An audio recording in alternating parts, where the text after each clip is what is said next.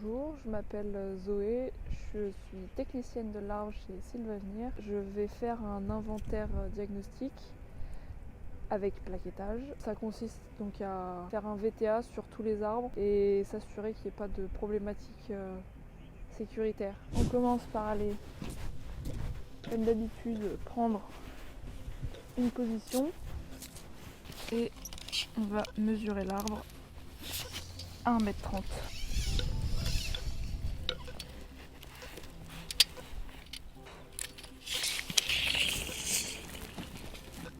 On va mettre aussi son essence, donc en cèdre.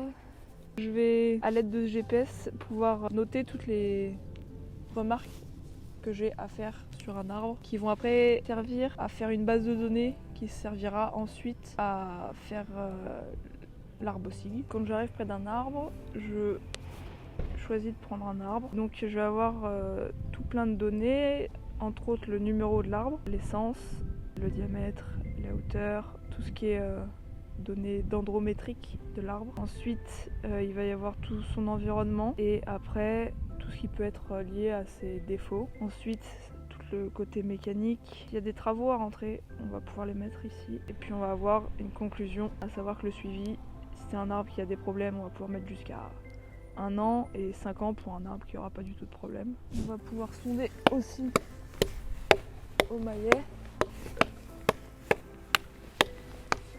et prendre un peu de recul pour le voir un peu dans son ensemble. Essayer de voir si on repère des défauts en hauteur. Pas trop de défauts encore une fois. Pour un beau et grand arbre, ça peut faire peur, mais en fait ça va, il n'y a pas trop de problèmes à vrai dire. Il pourrait y avoir des fissures sur des charpentières. Et là, ça pourrait être signe que la branche, il y a une fragilité et c'est l'un des premiers signes avant que ça casse. Donc voilà, c'est le genre de choses auxquelles il faut faire bien attention. C'est ça, un peu comment est-ce qu'elles vont pousser, s'il y a beaucoup de vigueur ou pas dans sa croissance. Et voilà, faut faire attention à ce que justement il y ait suffisamment de vigueur pour qu'il n'y ait pas de problématique sur l'arbre. Encore une fois, les pathogènes. Vérifier qu'on n'en voit pas. Il y a des plaies sur le tronc, être sûr qu'il n'y ait pas justement aussi de dégradation liée à un pathogène. C'est des petits détails auxquels il faut faire un peu attention pour être sûr de la bonne santé de l'arbre. 23 mètres. C'est pas mal. Hop, et une fois qu'on a fait ça, on met l'étiquette. Toujours à 2 mètres. Maximum 2 cm. Donc ça tient bien quand même. Moi j'ai eu du mal à retirer les fois où je me suis trompée et j'ai eu du mal à les enlever quoi. Tout à l'heure en faisant l'inventaire des autres arbres, je suis passée devant un arbre, ici, ce cèdre,